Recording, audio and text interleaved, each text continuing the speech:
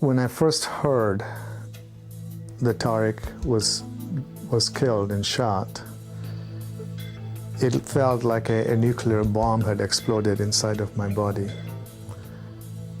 and that I was blown into millions of pieces that could never, ever come back together. I know that my life had changed and changed forever.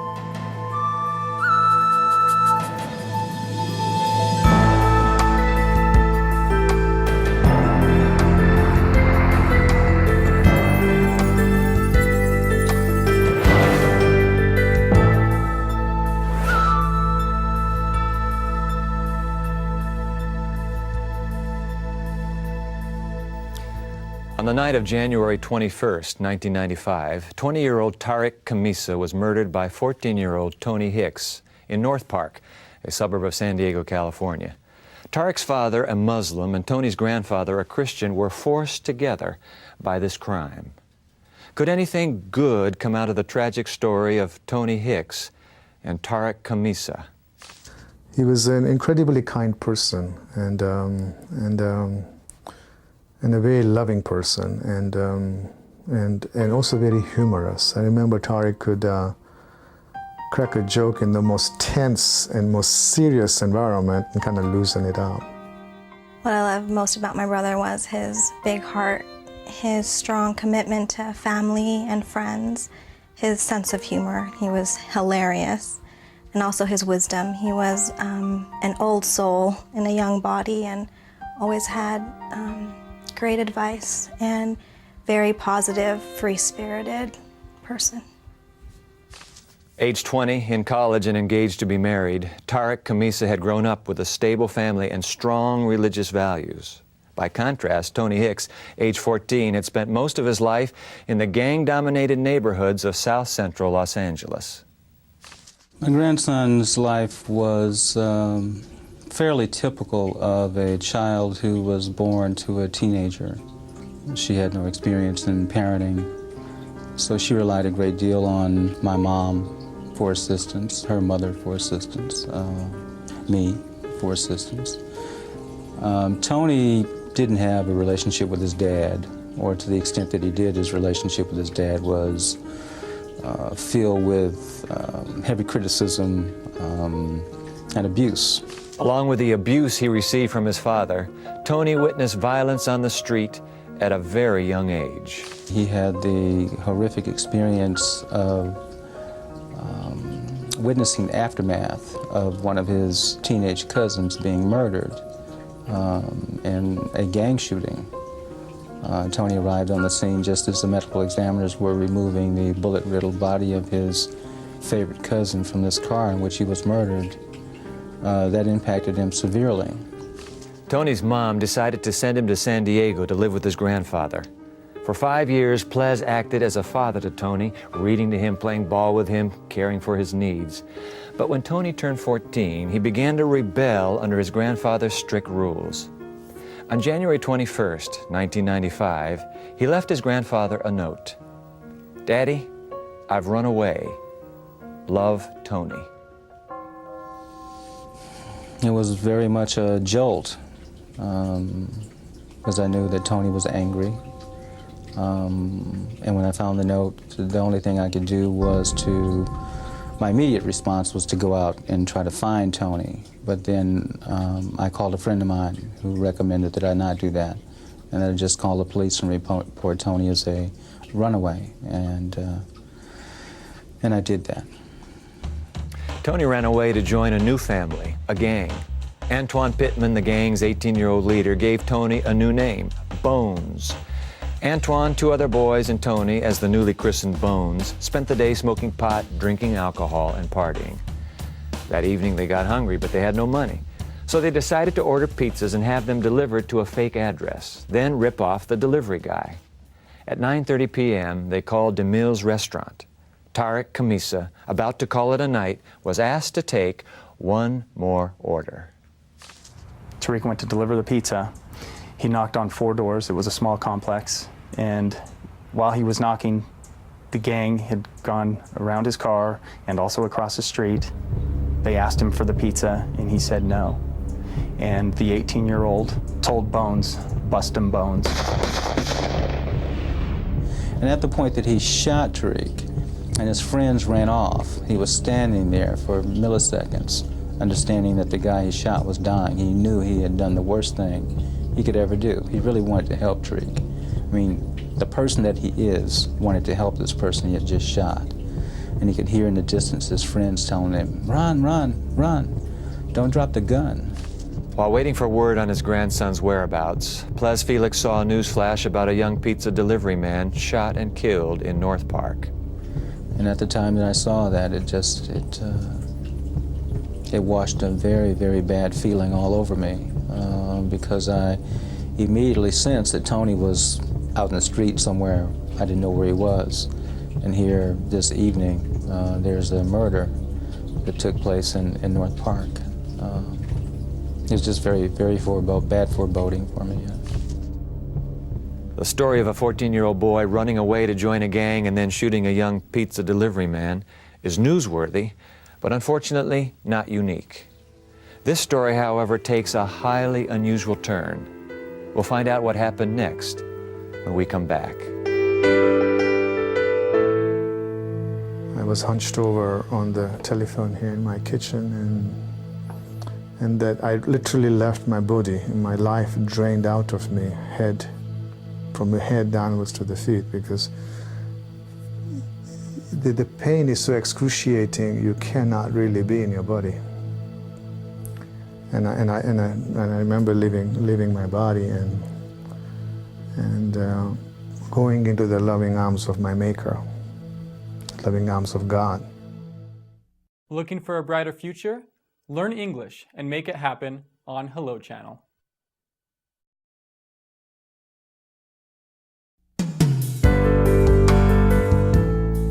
On Saturday night, January 21st, 1995, 14-year-old Tony Hicks shot and killed 20-year-old Tariq Khamisa in the course of stealing 2 pizzas.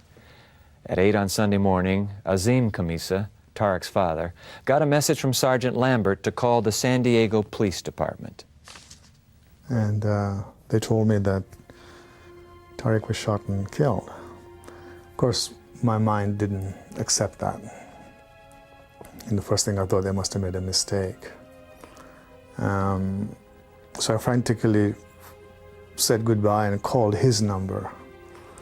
And Jennifer was on the other line, and she couldn't say anything. She was crying and totally out of it. At which point I knew that it was true.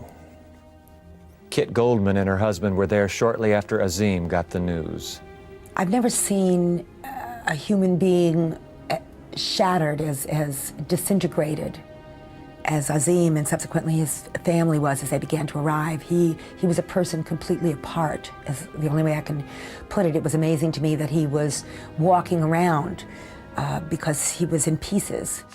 Azim Khamisa now had the task of telling Tariq's mother her only son had been murdered. And I told her in broken words as much as I could, in shock of what had happened. And my recollection is that she let out a shriek and collapsed to the floor.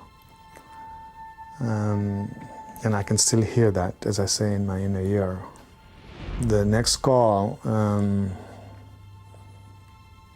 was to my mother and my daughter. My daughter was visiting my mother. We arrived at my dad's house, and I walked in the door, and when I saw my dad, just something overcame me, and I collapsed again on the floor. I was trying to be strong from, all the way here for my mom, because I needed to be strong for her. But seeing my dad and seeing Jennifer, my brother's fiance, was here as well, seeing the both of them was just overwhelming for me. And we were all here and started praying. All we could do was start praying for strength. While Tariq Khamisa's family grieved, Ples Felix received a different kind of phone call from the police. And I was notified by the detective that Tony was no longer considered a runaway, but he was a prime suspect in the murder of Tariq Khamisa. Well, that foreboding that I had sensed the Saturday night upon seeing the newsreel just kind of came home to me. And I was hit with a lot of deep emotion, extreme disappointment. And I began automatically to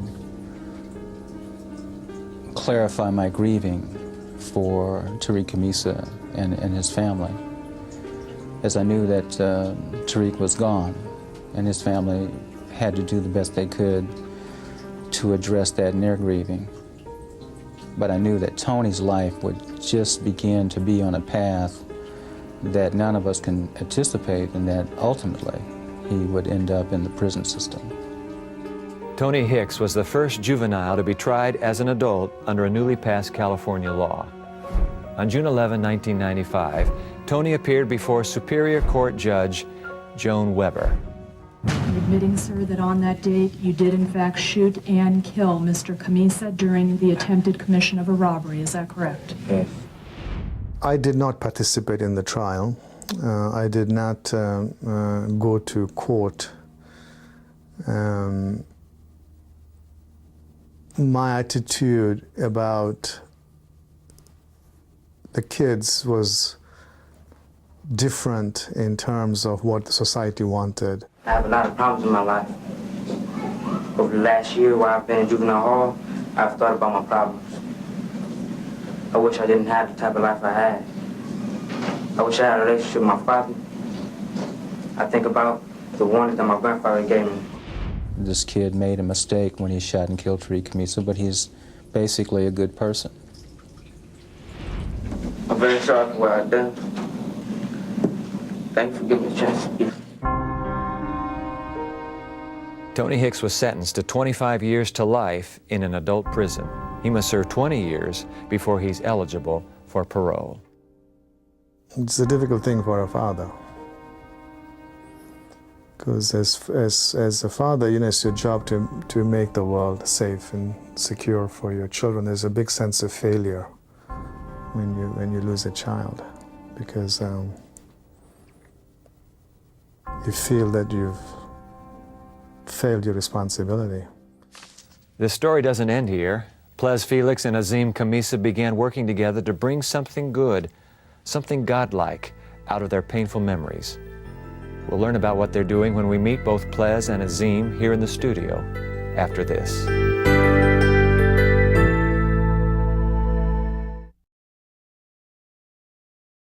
Hello. Hello.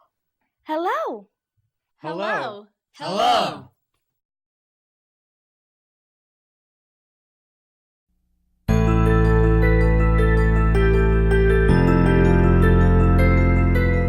Azim Kamisa is the father of Tariq Kamisa, who was shot and killed by Tony Hicks. Tony Hicks is the grandson of Ples Felix. Ples and Azim, delighted to have you on the evidence. The last we hear, just a moment ago, we're coming up to Tony's sentencing. But before Tony is sentenced, you meet. How did that meeting turn out, Azim? Well, I asked for the meeting. I had made a decision to start a foundation in memory of my son, Tariq Kamisa Foundation. And I asked the deputy district attorney to set up a meeting. And I was under the impression that I was going to meet with the public defender that defended Tony. Because he wanted to know why I wanted to meet Ples. When I arrived there with the deputy DA and another member of the foundation, Mike Reynolds, Ples was already there. You walk into the room and Ples is there. Ples is already there. What was that moment like? And it took me by surprise. And I stopped, but then I continued. And I was introduced to Ples by Peter. And I opened the conversation. And I told Ples that I wanted him to know that I didn't feel any animosity towards him. Ples, your reaction? Well, for me, this was an answer to my prayer. Because as soon as I knew that Tony was responsible for Tariq's death, I began to pray and ask for an opportunity to meet Tariq's family. So meeting Azim and shaking his hand and expressing my condolences and sympathies and letting him know that I was keeping his family in my daily prayers and meditations, and that I wanted to make myself available in any way I could to assist him and his family with their loss. In fact, you met the whole family. What was it, a week or two Well, later? yeah. I invited Ples to my house. We had our second meeting for the foundation about a week after I'd met him. And at the second meeting, my entire family was there. My father was there. Tariq's mother was there. My daughter was there. My sister was there. And my mom was there. And we had 50 other guests. And Ples came. And I think it took a lot of courage on his part to come to my house and meet all the Khamisas, but also to talk in front of 50 people. And he committed to help any which way he could. And that was 6 years ago, and as you see, we're still together, working together. How would you describe the passion of your foundation? Well, the goal of the foundation is to stop children from killing children. Okay. So they would choose a different path than Tony did. We are a prevention program, and I'm pleased to tell you our results are extremely exemplary. Good. We're shifting attitudes that lead to revenge. Are you going into gangs, and schools, you're going violence. into public schools, sitting down with the kids, or how's that work? What they do in this program is they see a very powerful video. Is this where Tony's speech is played? Absolutely. Okay. And we've also reenacted the murder scene. Oh, you have? So it's a powerful video. Okay. It starts there. And then I get up and talk about the impact this tragedy had on me and my family. And Ples gets up and speaks about the impact this tragedy has on his life and his family.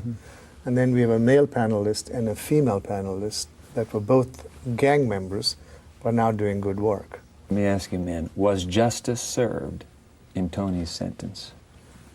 Yes.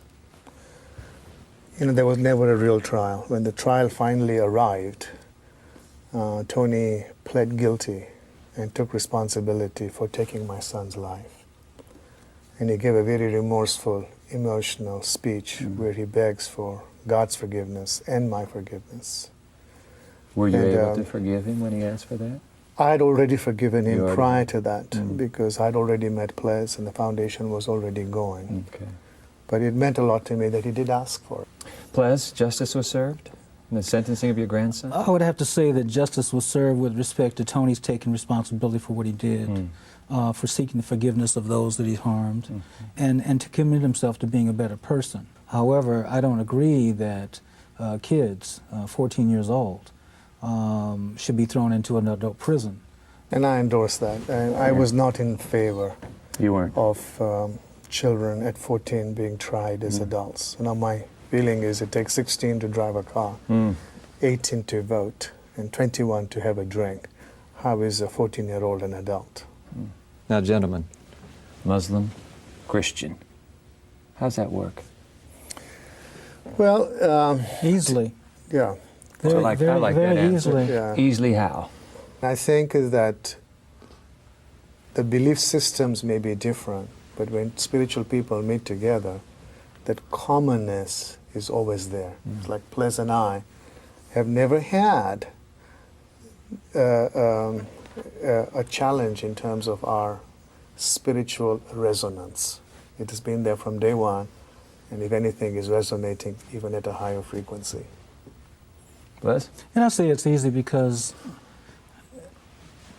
basically, when you get right down to it, we really have to rely on each other as human beings. We really do. In our neighborhoods, schools, and our communities, the best work we do is the work we do together, with one another, for one another. The best work we can ever aspire to do is working together on behalf of our children, because they're going to grow up having learned from us, and we want to make sure they got good habits. And a great portion of those habits having to do with the willingness to work with people who may not think like you do, who may not speak like you do, but basically have the same goal in mind, some good, positive, productive outcome, and certainly on behalf of children. One last question, gentlemen. Our nation has been through an horrific experience, you know. What would you say to your fellow Americans? Well, you're right. There are very difficult days ahead. There's a lot of healing to be done. And I really wish there was a Muslim Nelson Mandela right now that could stand up and say that these people that create these heinous acts are not Muslims. And I'm pretty mad that they've done this to my country and hijacked my faith. Ples? For me, what's important is that we do everything we can to support the healing. And the healing begins with thinking in loving terms. First with the family members and people that we're close to, and spreading that love out to people that we don't even know, but making ourselves available in a compassionate, loving way, and certainly in a forgiving way, because forgiveness is really a major step towards redemption as well as healing. And for healing to take place, there has to be love, there has to be compassion, and there has to be forgiveness. Gentlemen, thank you very much. Well put. Ples and Azim, thank you for being with us here at The Evidence. Thank you for having us. For more information on Ples and Azim and the work they're doing with their foundation to stop the violence between kids, check out our website. It's one word, theevidence.org, O-R-G. I'll be back in just a moment.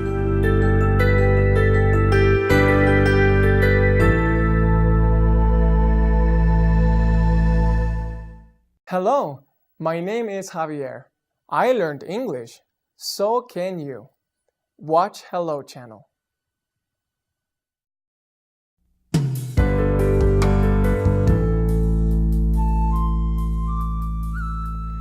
Ples Felix's grandson shot and killed Azim Khamisa's son over a couple of pizzas. You and I might have expected the two men to hate each other, or at least have nothing more to do with each other as they attempted to move on with their lives.